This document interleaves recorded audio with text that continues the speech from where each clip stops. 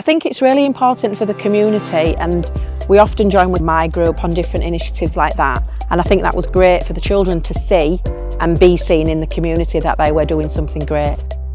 Well, we have lots of talks about it, we have litter pick rotas. Day outs to help the environment. Everyone should really try, because the litter does take ages to decompose, meaning that it would affect your children's children.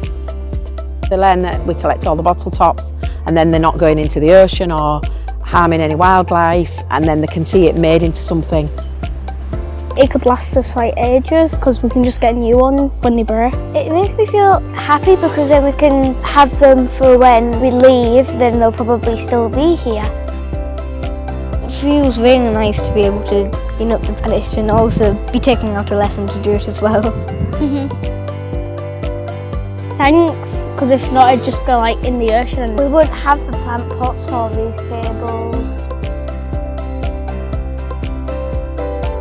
Thank you for doing it, and then, you know, thank you for encouraging the children to do it. I want to keep just doing more.